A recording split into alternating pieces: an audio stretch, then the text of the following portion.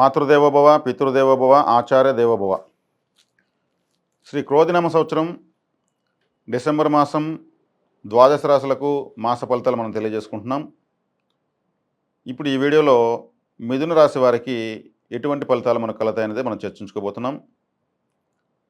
ఈ మిథున రాశి వారికి ఈ మాసం గడ్డు కాలంగానే చెప్పవచ్చు. ఎందుకంటే వ్యయంలో గురుడు యొక్క స్థితి, ద్వితీయంలో కుజుడు యొక్క స్థితి. గురువు ఈ రాశి లగ్నం వారికి బాధకాధిపతి, కుజుడు ఈ రాశి లగ్నం వారికి షష్ఠ స్థానాధిపతి, లాభస్థానాధిపతి, శత్రు రోగ రుణస్థానాధిపతి.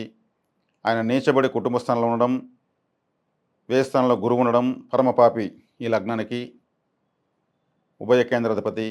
అంటే మిథున రాశి పాపార్గలం పట్టింది.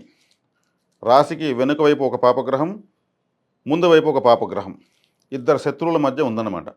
ఒకవైపు భీముడు, ఇంకోవైపు దుర్యోధనుడు ఉంటే మధ్యలో మనం కూర్చుంటే ఎలా ఉంటుంది మన పరిస్థితి? వాళ్ళు మహాబలవంతులు, ఎవరికెవరు తగ్గరు, మధ్యలో మనకే టెన్షను. అంటే రెండు శత్రుగ్రహాలు, ఈ రాశికి రెండు శత్రుగ్రహాలు, శత్రుస్థానాధిపతి, సప్తమ దశమాధిపతి, బాధకాధిపతి అయిన గురువు కూడా కూర్చొని ఉండడం వల్ల వ్యయము ద్వితీయం రెండు దెబ్బతిన్నాయి. మిథున రాశి వారికి ముందు నుయ్యి వెనక గొయ్యి. ఈ రాశిని కాపాడాల్సినటువంటి శుక్రభగం వాళ్ళు అష్టమంలో పడడం, ఆ అష్టమ స్థానంలో శుక్రుని కూడా కుజుడు వీక్షించడం, నీచబడి వీక్షించడం.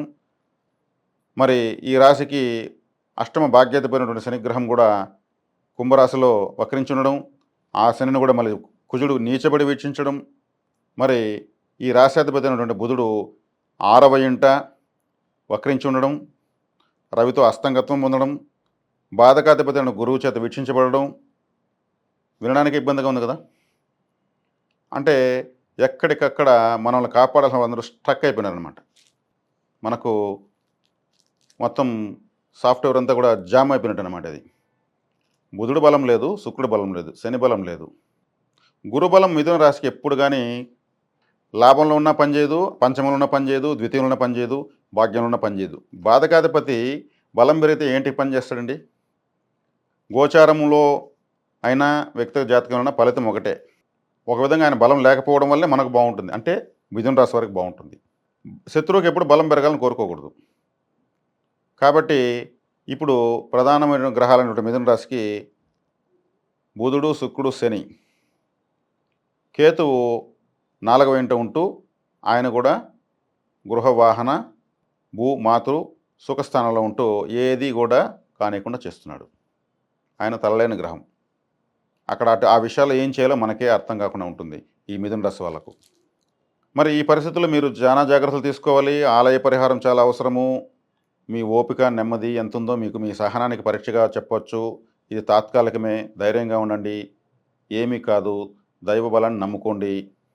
మీరు శత్రువులు మీ పైన ప్రతాపం చూపించినా ఏమీ కనిపించినట్టు వినిపించినట్టు మీరే ఒక అడుగు వెనక్కి వెళ్ళి తగ్గి వెళ్ళిపోండి. ఈ విపత్కర పరిస్థితుల్లో మీకు వానకు గొడుగు వలె, ఎండకు చెప్పుల వలె, దాహానికి నీళ్ళ వలె మీకు ఉన్న ఏకైక స్టింగ్ మాస్టర్, కింగ్ మేకర్ రాహుగ్రహం దశమ స్థానంలో దిగ్బలాన్ని పొంది మిమ్మల్ని కాపాడుతున్నాడు. మీకు దారి చూపిస్తాడు. మీకు ఓర్పు, నేర్పు, షార్ట్కట్ మెథడ్స్ మొత్తం ఆయన ఐడియా ఇస్తాడు. మీకేం కావాలో జాగ్రత్తలు తెలియజేస్తాడు. మీకు ఆ బ్రెయిన్ పనిచేస్తుంది. మీకు 18 సంవత్సరాలకు ముందు మీ జీవితంలో అనుకోనటువంటి అద్భుత సంఘటన జరిగి ఉంటుంది. మీరు వెనక్కి వెళ్ళి చూసుకోవచ్చు. ఇప్పుడు మళ్ళీ వచ్చాడు. ఈ విపత్కర పరిస్థితి నుంచి మిమ్మల్ని గట్టు వేయడానికే వచ్చాడు. మీకైతే ఏమీ కాదు. నేను ప్రారంభంలో అన్నీ చెప్పాను. అందరూ నా అనుకున్న వాళ్ళందరూ లేని రాశి మిథున రాశి ఇప్పుడు. కానీ నేనున్నానంటూ ఉన్నాడు రాహుగ్రహం. కాబట్టి మీరు ధైర్యంగా ఉండొచ్చు, నమ్మకంగా ఉండొచ్చు.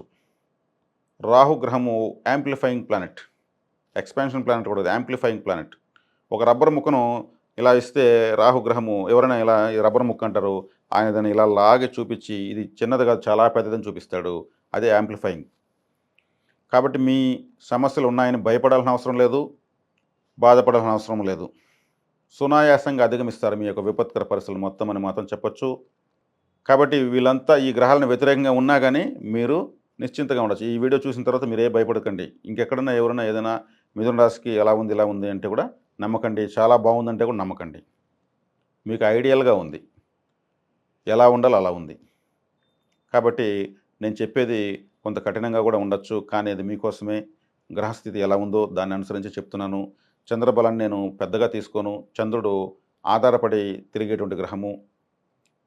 ఏ రాశితో ఉంటే ఏ గ్రహంతో ఉంటే అలా ప్రవర్తిస్తూ తరుగుతూ పెరుగుతూ వెళ్తుంటాడు ఆయన. శుభులు తగిలితే శుభగ్రహం, పాపులు తగిలితే పాపగ్రహం, చంద్రుడైతే పాపగ్రహం, పూర్ణచంద్రుడైతే శుభగ్రహం. ఇలా ఎన్నో అవస్థలకు గురయ్యేటువంటి చంద్రబలాన్ని నేను పెద్దగా తీసుకోను. మీరు ఆల్రెడీ మిథున రాశిలో పుట్టిపోయారు, యాక్టివేట్ అయిపోయారు కాబట్టి ఇంకా చంద్రబలం నేను గోచారంలో తీసుకోను ముఖ్యంగా. కాబట్టి ప్రధాన గ్రహాల ఫలితాలతోనే మీకు మాస ఫలితం చెప్తాను. మరి రాహుబలాన్ని మరింత మెచ్చుకోవాలంటే మనం చేస్తేనే మనకు ఆయన ఇప్పుడు సూపర్ బ్యాటింగ్ చేస్తున్నాడు. ఆయన ఇప్పుడు వన్ మ్యాన్ ఆర్మీ చేస్తున్నాడు. ఆయనకి మనం బూస్టప్ ఇవ్వాలి, ఆయన ఎంకరేజ్ చేయాలి. వై వాంట్ సిక్సర్ అంటూ ఉంటారు స్టేడియంలో. అప్పుడు అన్నప్పుడు ఆయన సిక్స్ కొట్టడానికి ప్రయత్నిస్తాడు. గమ్మునే ఉంటే సింగిల్సే తీస్తుంటాడు. కాబట్టి ఆయన మీరు ఆరాధించండి, అభిమానించండి. ఆయన ఆరాధించాలంటే మనకు చక్కటి మార్గం దుర్గాదేవి యొక్క ఆరాధన. దుర్గాదేవి అంటేనే రాహు గ్రహానికి అధిష్టాన దేవత, దుర్గతులను దూరం చేసేది. కాబట్టి దుర్గా అమ్మవారి యొక్క ఆరాధన చేయండి. దుర్గా మంత్రాన్ని, దుర్గాస్తుతిని ఎక్కువ చేయండి. గ్రామ దేవతలంతా కూడా దుర్గాదేవి యొక్క శక్తి స్వరూపాలే. అక్కడ మీరు చక్కగా నిమ్మ పండ్లతో దీపాలు పెట్టండి. రాహుకాలంలో మరీ ఎక్కువగా దీపాలు పెట్టండి. ఎర్రటి ఒత్తులేసి దీపాలు పెట్టండి. నిమ్మ పండ్లు శూలానికి గుచ్చి బాగా నలిపిండి, శూలాభిషేకం చేయండి. ఆ రాహుకి మీరు ప్రీతిపాత్రలకండి. మీ రాశి దేదీప్యమానంగా వెలుగుతుంది. కాబట్టి ఇటువంటి గ్రహస్థితిని అధిగమించి ముందుకు నడవగలిగినప్పుడే మీకు మీ జీవితం కూడా పరిపక్వతకు వస్తుంది. కష్ట సుఖాలను ఎదుర్కొంటేనే మనకు ఒక స్థాయికి వెళ్ళి జీవితంలో మన తర్వాత తరాల వరకు ఉపయోగపడతాం. ఇట్లాంటి పరిస్థితులు మీరు అది ఫేస్ చేయడం కూడా ఒక అదృష్టంగా భావించండి. ఎందుకంటే ప్రధాన గ్రహాలన్నీ కూడా మిథున రాశికి బ్లాక్ అయిపోయినాయి. భయపడవలసిన అవసరం లేదు. పాపార్కులంలో ఉంది, కానీ రాహు కాపాడుతున్నాడు. దుర్గారాధన చేయండి. తర్వాత మీకు మీ మిథున రాశి వారికి జీవిత పర్యంతము మీరు చేసుకోవాల్సినటువంటి ఒక పరిహారం చెప్తాను. మాస ఫలితాల్లో తాత్కాలికమైనటువంటి పరిహారాలు మారుతూ ఉంటాయి.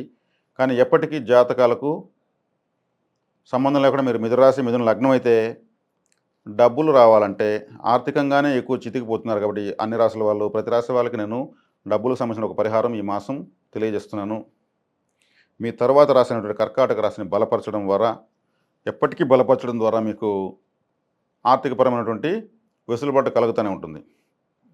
కర్కాటక రాశి అంటే ఇది నైసర్గిక కాలపురుషునికి మాతృస్థానం, చంద్రుడి యొక్క ఇల్లు.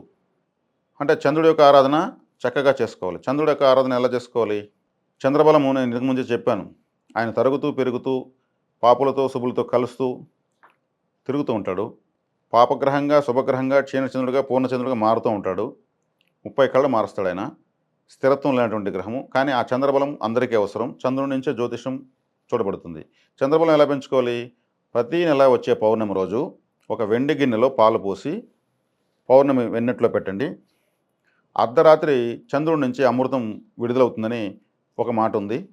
అందుకే పౌర్ణమి జనాలు సామూహికంగా గొప్ప గొప్ప వాళ్ళంతా కూడా చేస్తూ ఉంటారు.